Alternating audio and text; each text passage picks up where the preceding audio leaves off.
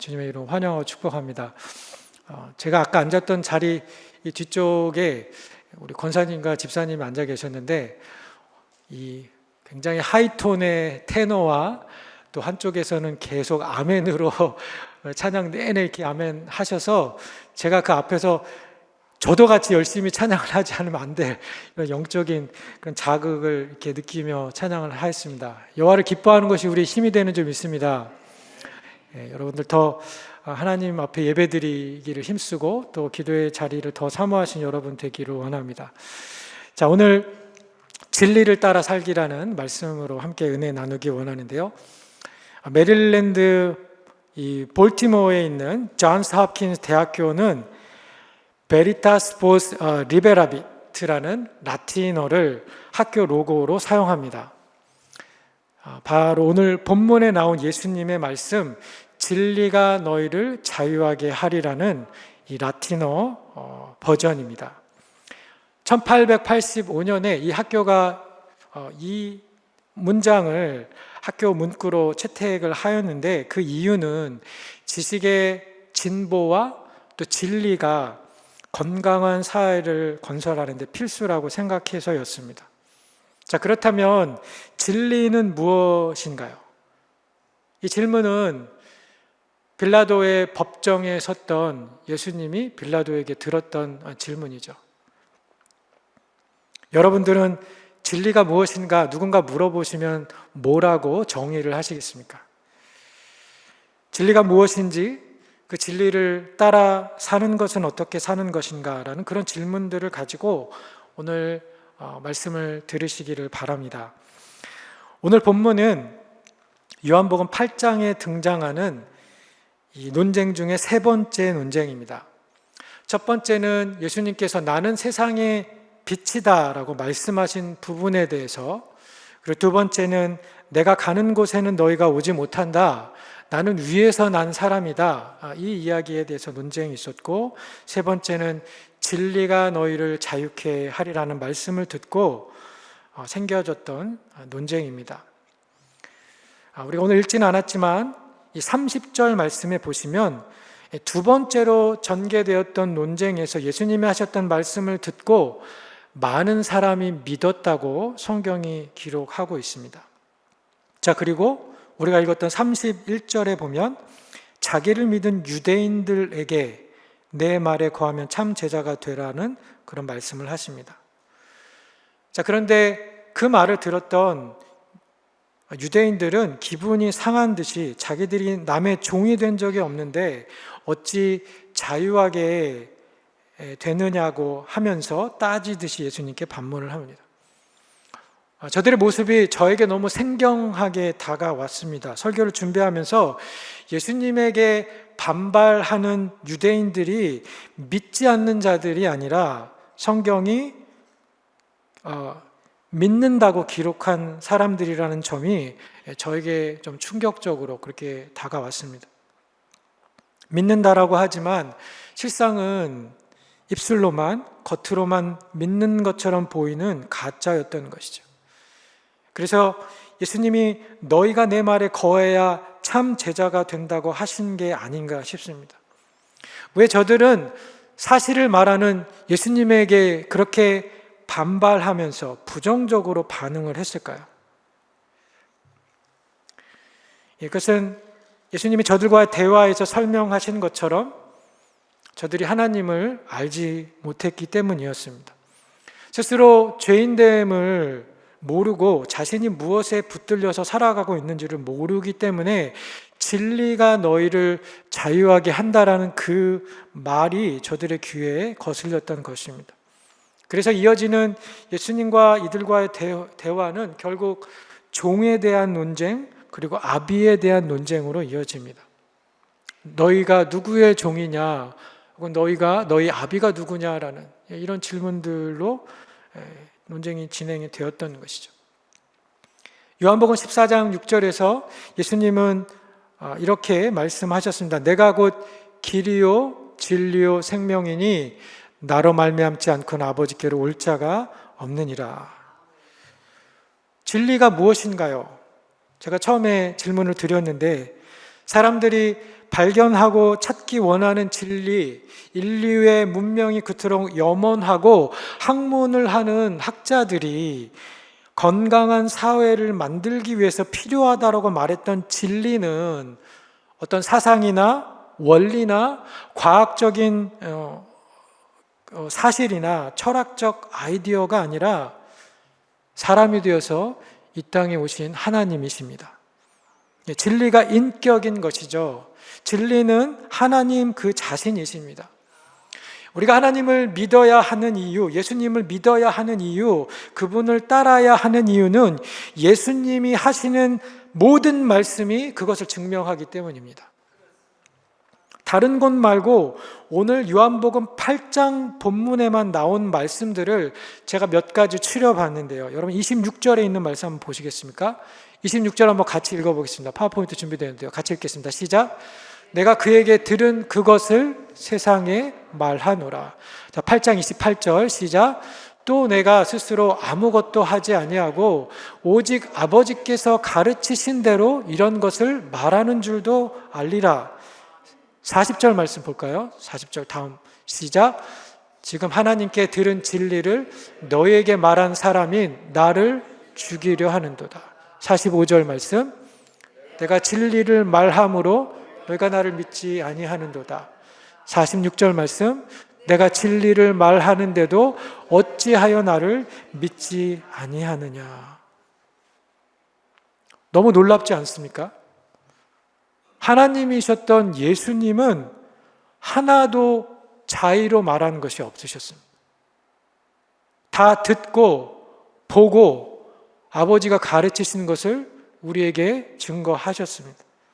그런데 우리는 얼마나 내 입이라고 함부로 말하고 생각 없이 떠들면서 그렇게 살아가는가요? 보신 대로 예수님은 진리만을 말하셨고 그분보다 성부 하나님을 잘 아는 분이 없었습니다. 그분이 전하시는 모든 것이 다 진실이었고 그래서 그분만이 하나님께 이르는 진리였습니다. 자, 그런데 믿는다고 했던 저 제자들은 진실만을 말하는 예수님을 거부하고 있습니다. 자기가 가지고 있었던 경험과 논리에 근거하여서 그리고 자기가 가지고 있었던 신념과 자기가 따르는 대상이 너무 중요하고 소중해서 그것을 놓지 않으려고 합니다. 자, 오늘 본문을 통해서 하나님께서 저와 여러분에게 주시는 첫 번째 메시지는 내가 옳고 잘 믿는다라고 생각하는 자기 신념의 우상을 내려놓으라는 것입니다. 유대인들은 자기가 잘 믿고 있다라는 확신, 자기가 옳다라는 생각을 내려놓지 못해서 결국 진리의 본체가 되시는 진리이신 그분 자신을 죽이려고 돌을 집어듭니다. 저들은 지금 하나님의 말씀, 진리이신 예수님을 믿는 것이 아니라 나는 아브라함의 자손이다. 나는 하나님을 잘 안다. 나는 절대로 틀릴 리가 없다라는 자기 확신을 믿고 있었던 것이죠. 그리고 그 확신이 너무 큰 나머지 예수님에게 폭력을 가하려고 합니다. 자, 왜 그런가? 자기가 가진 것, 자기가 숭상하는 것을 빼앗길까 하는 두려움 때문이었습니다. 모든 폭력적인 말이나 행동의 뿌리에는 두려움이 있습니다. 그리고 우상숭배에는 항상 두려움과 같이 갑니다. 바늘과 실입니다. 우상을 숭배하는 자는 자기가 숭배하는 것을 빼앗길게 될 거라는 두려움에 항상 시달립니다. 인기를 먹고 사는 연예인들은 인기를 얻으려고 그렇게 노력하지만 또 그 인기가 떨어질까 항상 두려워하면서 살아가죠. 자존심을 지나치게 숭배하는 자들은 누가 자신을 무시하거나 인정하지 않을까 전전긍긍합니다. 또 돈과 권력을 숭상하는 사람들은 돈이나 권력에 목을 매면서 그것을 잃을까 조바심을 내고 그것을 빼앗기거나 혹은 빼앗을 기회가 생기면 그것을 지키거나 무력을 써서라도 빼앗으려고 하죠. 사도행전에 보면 사도 바울이 말씀을 가르쳐서 에베소에 굉장히 큰 부흥과 많은 사람들의 삶의 변화가 있었습니다. 우상 숭배가 멈춰졌습니다. 그래서 자기 생업에 지장을 받았던 은장색 데메드리오가 사람들을 선동하여서 소요를 일으킵니다. 자기가 숭배하는 돈과 우상을 빼앗길 것 같으니까 초조해지는 것이죠. 초조함 때문에 거짓말을 하고 바울을 죽이려고 하고 거짓 송사를 합니다. 결국 따져보면 초조한 것은 그 뿌리에도 여전히 두려움이 있다라는 이야기인 것이죠. 이렇게 우상 숭배와 두려움이 함께 가는 것에 대한 대표적인 우리 시대의 예는 신천지 같은 이단들입니다. 여러분, 저들은 거짓을 밥 먹듯이 사용하죠. 뱀같이 지혜로워야 된다라는 그 성경의 말씀을 거짓말을 써도 되는 거라고 그렇게 이야기를 하고 가르칩니다. 그러면서 자기 것을 빼앗으려고 하는 사람들, 자기가 잘못되었다라고 말하는 자들에게 적개심을 표현하면서 폭력 사용하는 것을 정당화하리만치 자기는 올바르다, 나는 틀리지 않았다는 자기 신념을 숭배하는 우상 숭배자임을 스스로 증명하는 사람들입니다. 그래서 예수님이 하셨던 말씀, 너희 아버지가 마귀다, 너희가 하나님을 알지 못한다라고 그렇게 말하는, 너희가 하나님을 알지 못하면서 안다고 말하는 것이 거짓말이다라는 그런 예수님의 말씀이 진실이었던 것이죠. 제가 어제 새벽 설교 중에도 언급을 했던 것처럼 인간은 옳고 그름을 판단할 때 이미 내가 옳다고 생각하는 쪽으로 끌고 가고자 하는 의지를 갖습니다. 이것이 권력에 대한 의지입니다. 내가 하나님이 되어서 내 마음대로 내 원하는 대로 하고 싶은 것을 하고자 하는 의지를 갖는 것이죠. 자, 그런데 우리가 그런 권력의 의지를 갖고 있다는 것 자체가 바로 우리가 죄인이라는 그런 증거입니다. 하나님이 주인이시고 하나님이 왕이시라는 것을 인정하지 않고 내가 왕이 되려 하기 때문인 것이죠. 그래서 예수님이 이 땅에 오신 것이고 우리에게 져야만 이기는 십자가의 길을 예수님의 삶으로 우리에게 보여주신 것입니다. 중요한 것은 진리에 보이는 나의 반응과 행동들이 나의 소속을 보여준다는 것입니다. 믿는다라고 했던 그 제자들이 하나님의 말씀을 거부하고 죄인된 자기의 모습을 부정하고 비진리가 진리를 공격하는 진리를 말하는 주체를 힐난하고 공격하고 있지 않습니까? 여러분, 이것이 우리가 살고 있는 세상에 너무나 흔히 일어나는 그러한 현실입니다. 하나님의 말씀을 대언하는 선지자들을 대적하는 사람들이 성경에 얼마나 많이 등장하고 있습니까?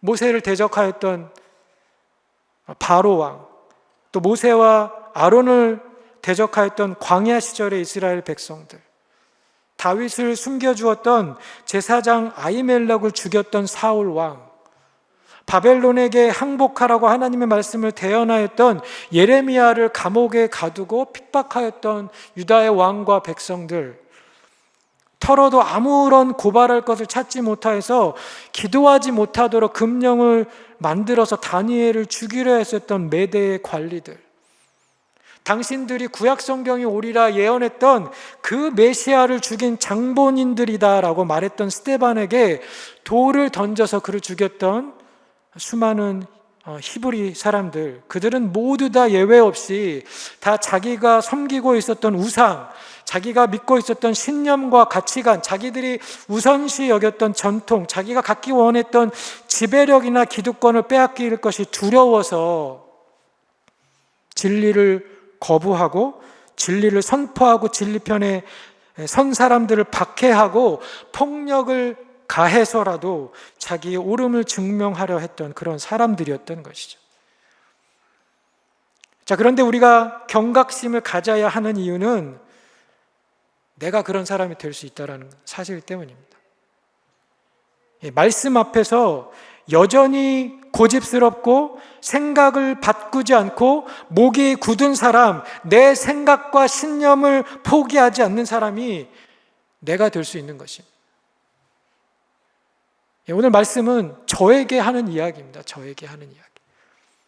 생각과 그 고집을 내려놓지 않는 제 안에 있는 완악함을 향해서 선포하는 말씀이기도 합니다. 성경이 보여주는 저러한 예들의 사람이 내가 되지 않도록, 그래서 우리가 날마다 주님 앞에 겸손히 엎드려야 하는 것이죠. 매일매일 하나님의 말씀 앞에 자기를 점검하고 세워야 하는 것이죠. 그렇지 않으면 우리가 교만하여서 오늘 본문에 믿는다라고 하지만 불편하고 거친 진리는 거부하였던 저런 제자들과 같은 사람이 되는 것입니다. 살아있는 하나님의 말씀이 내 영과 혼과 관절과 골수를 찔러 쪼개듯이 마음의 생각을 밝히고 있는데, 내 안에 견고히 세워진 죄인의 관점을 가지고 죄로 더러워진 마음과 생각으로 주님의 말씀을 판단하고 거부하고 있는 사람이 나 자신은 아닌지 들여다보는 오늘 이 밤이 되기를 바랍니다.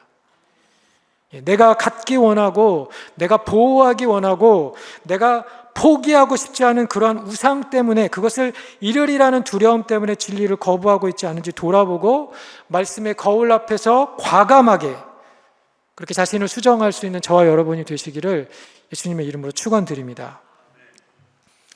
자, 36절에 보면 주님께서 내가 너희를 자유롭게 하면 너희가 참으로 자유하리라 하면서 예수님께서 죄를 사해 줄 수 있는 권세가 있는 분이심을 그렇게 선포하십니다. 자, 그러나 저희가 자신의 죄인됨을 부정하는 이유에 대해서 37절에 이렇게 표현하셨습니다. 우리 37절에 있는 말씀인데요, 같이 한번 읽겠습니다. 시작. 그러나 내 말이 너희 안에 있을 곳이 없으므로 너희가 나를 죽이려 하는도다. 그 아래에 있는 ESV와 NIV에 영어 번역을 적어놨는데, My words finds no place. You have no room for my words. 그렇게 적혀져 있습니다. 내 말씀이 내 안에 있을 공간이 없다, 있을 장소가 없다, 그런 이야기이지 않습니까? 여기 있을 곳이라 표현된 있다, 거하다에 해당하는 헬라어는 어떤 지점에서 다른 지점으로 이동한다라는 것을 뜻합니다. 그래서 어디에 이르다, 혹은 어디에 닿다, 진전되다, 진행되다라는 의미로 해석이 됩니다.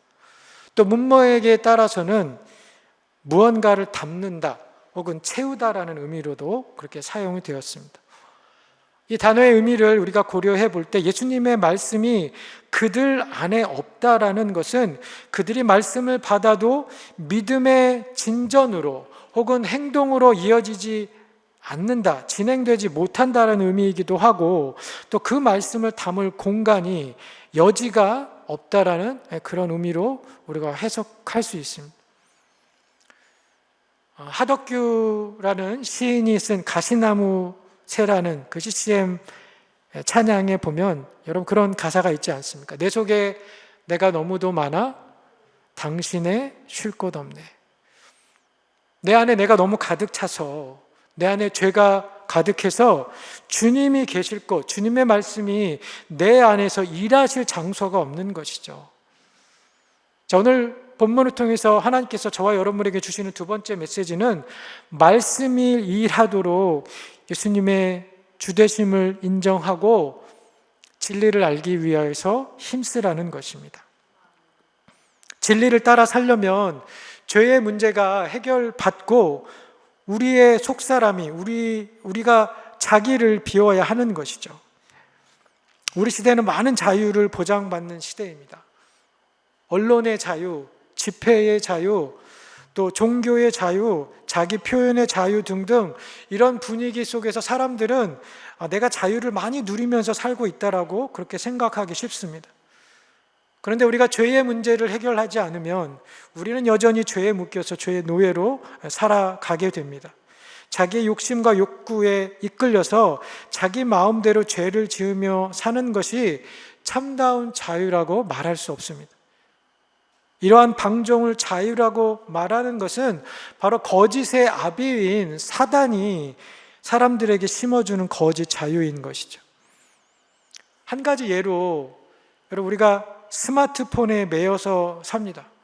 언제 어디서나 내가 원하는 때에 내가 보고 싶은 컨텐츠를 보거나 혹은 내가 쓰고 싶은 때 사용할 수 있는 것이 참 자유이겠습니까? 어쩌면 우리는 그것을 중독이라 그렇게 이야기해야 할지 모르겠습니다. 왜냐하면 처음에는 내가 주체가 되어서 내가 원하는 시간에 내가 그것을 통제하면서 살았지만 어느덧 그것에 매여 있는 여러분 자신을 혹은 나 자신을 보게 되지 않습니까? 이처럼 자유로 포장된 우리의 욕심과 정욕은 우리를 죄의 노예로 만듭니다. 오늘 8장 본문에서도 예수님께서 죄를 짓는 자마다 죄의 종이라 하셨습니다. 그러나 예수님이 자유하다고 선포한 자만이 참 자유를 누릴 것이다, 그렇게 말씀하십니다. 그것은 내가 죄인 된 것을 인정하고 주님의 도우심을 구하고 바라는 것부터가 진리를 따라 사는 첫 번째 스텝이라는 그런 의미입니다. 오직 주님만이, 그리고 진리이신 하나님의 말씀을 믿고 따르는 것만이 우리를 자유하게 할 수 있는 그런 의미인 것이죠. 말씀 안에 거하려면 진리이신 예수님을 알아야 하고, 또 진리의 특별 계시인 하나님의 말씀으로 나를 채워야 할 것입니다. 영어 표현에 garbage in, garbage out이라는 그런 표현이 있지 않습니까? 예수님도 누가복음 6장 45절에서 이런 말씀을 하셨습니다. 선한 사람은 마음에 쌓은 선에서 선을 내고 악한 자는 그 쌓은 악에서 악을 내나니 이는 마음에 가득한 것을 입으로 말함이니라. 여러분, 여러분의 자유 시간을 어떻게 사용하시나요? SNS나 넷플릭스나 유튜브에서 내가 구독한 채널의 유튜브들을 방문하면서 혹은 내가 좋아하는 어떤 셀럽이나 유명 강연자의 강연들을 보면서 여러분의 생각과 시간들을 채우고 계시지는 않으시나요? 지난주 초원 모임에 참석했을 때 한 목사님이 이런 간증을 해주셨습니다. 자기 애가 하는 말에 자기가 깜짝 놀랐다면서 나중에 보니까 애가 그렇게 하는 말이 결국은 자기에게서 배웠다라는 것을 자기가 깨닫고 나서 내가 아이에게 하는 말을 더 조심해야겠다라는 그런 이야기를 나눠주셨습니다. 그래서 교육 전문가들이 아이들이 우리 거울이라고 하지 않습니까? 우리가 예수님의 제자라면 우리가 하는 행동과 말은 하나님의 성품과 하나님의 말씀으로 가득 차 있어야 할 것입니다. 골로새서 3장 16절에 있는 말씀인데요, 같이 한번 읽겠습니다. 시작. 그리스도의 말씀이 너희 속에 풍성히 거하여 모든 지혜로 피차 가르치며 권면하고 시와 찬송과 신령한 노래를 부르며 감사하는 마음으로 하나님을 찬양하고. 아멘. 부모의 입술에 그리스도의 말씀이 가득하고 늘 찬양하고 감사하는 언어를 달고 산다면 그 말을 듣고 보는 아이들의 입에서는 찬양과 감사가 가득할 수밖에 없는 것이죠. 내가 그 반대의 방식으로 삶을 살아가고 있다면 내 아이들 또한 불평과 불만과 부정적인, 또 남을 정죄하는 그런 말을 많이 하는 아이들이 되는 것입니다. 내 안이 무엇으로 채워지느냐는 여러분의 선택에 달려 있습니다. 그래서 우리가 진리를 따라 살려면 진리이신 주님 말씀을 읽고 들어야 합니다. 우리의 말씀으로 우리의 영혼들을 채워야 합니다. 말씀이 채워지면 말씀이 우리의 생각을 지배하게 만들기 때문이죠. 우리가 작년 연말에 이 성경 암송하는 것, 우리 성도님들이 목사님들에게, 우리 장로님들에게 가서 암송하는 거 체크를 하셨는데, 저에게 암송한 거 체크하러 오셨던 성도님에게 제가 여쭤봤습니다. 말씀 암송하는 동안 어떠셨어요? 그렇게 여쭤봤더니 그분이 이런 이야기를 하셨습니다. 외우는 그 말씀의 힘과 능력이 있어서 그 말씀이 자기의 영혼에 큰 울림과 감동을 주더라. 너무 큰 은혜를 받았다. 그 말씀이 살아서 나를 달라지게 만들더라는 그러한 간증을 해주셨습니다. 또 어떤 집사님은 이 외울 말씀을 직장에 가서도 일하면서도 계속 듣고 따라하고 말씀을 기억하면서 살았더니 자신의 삶에 기쁨과 감사와 찬양이 넘치더라라는 그런 간증을 해 주셨습니다. 여러분, 하나님의 말씀은 이처럼 살아서 운동력이 있습니다. 그것이 내 생각과 행동을 변화시킬 수 있습니다. 그래서 진리를 알수록 진리에 대한 확신이 깊어지고 말씀에 대한 확신이 클수록 우리가 순종하기 쉬워집니다. 말씀을 지키면 지킬수록 말씀이 나를 사로잡고 나를 지켜주는 것이죠. 시편 119편에 있는 말씀처럼 내가 주께 범죄치 아니하리 하여 주의 말씀을 내 마음에 두었나이다 이야기한 것처럼 하나님 말씀이 우리의 생각과 우리 영혼을 주장하고 지배할 때 우리가 죄에서 자유하고 죄를 이길 수 있는 승리자가 되는 것이죠. 자, 그래서 제자란 예수님의 계시를 받아들이고 예수님의 계명을 지키는 사람입니다. 예수님의 제자가 된다라는 것은 그분을 사랑한다라는 것입니다. 그리고 예수님에 대한 사랑은 그분의 계명을 지키는 데서 증명이 됩니다. 예수님께서 하나님의 계명을 지켜서 하나님과 사랑하는 관계에 거하듯이 제자들도 하나님의 계명을 지킬 때에 예수님과 사랑하는 관계에 거하게 됩니다. 우리가 그렇게 하나님 말씀 안에 거할 때 우리가 지난주 주일 설교에서 들었던 것처럼 상호 내주에 내가 주님 안에 살고 주님이 내 안에 사시는 그런 은혜를 경험하면서 살게 되고, 그리하여 오늘 예수님이 말씀하신 것처럼 진리가 나를 자유케 하는 삶이 우리 안에 시작되는 것입니다. 하나님이 원하시는 그런 제자가 되기 위해서 하나님의 말씀으로 자신의 삶을 채우고 하나님 말씀이 내 안에 거하도록 자리를 만들어가는 그러한 하나님의 사람들, 주님의 성도들이 되시기를 바랍니다. 듣는 것으로 그치지 않고 다음 지점으로 나아가야 합니다. 말씀을 지키고 순종함으로 주님을 더 사랑하고 동행하면서 여러분을 통하여서 잃어버린 자들이 주님께 돌아오기를, 여러분의 삶에 있는 그 승리와 자유가 다른 이들의 삶을 예수님께 이끄는 그런 자석과 동력이 되는, 복의 능력이 되는 사람들, 복의 통로가 되는 그런 삶을 사시는 저와 여러분들이 되시기를 예수님의 이름으로 축원합니다. 기도하겠습니다. 하나님 아버지, 오늘 말씀을 통하여서 내 안에 말씀보다 더 붙잡고 있는 우상이나 진리보다 더 우선시하는 전통과 나의 생각과 나의 의는 없는지 주의 말씀을 통해서 돌아보게 하심을 감사드립니다. 하나님보다 더 높아진 나의 뜻과 지식과 경험을 내려놓게 하여 주시고, 하나님 말씀 앞에 두려워 떠는 자, 매일 자신을 말씀 앞에 세우는 저희가 되게 하여 주옵소서. 말씀을 듣고도 행함이 없는 죽은 믿음의 사람, 거짓 성도와 제자가 되지 않게 하시고, 말씀 안에 거하고 주님을 사랑하여서 두려움을 내어 쫓으면서 주님이 선포하신 참 자유와 평강을 누리며 사는 하나님의 자녀들이 되게 하여 주옵소서. 또 주님 앞에 겸손히 마음 다해 부르짖고 주님의 마음과 하나가 되는 이 시간이 되기를 간구하며 예수님의 이름으로 기도드립니다.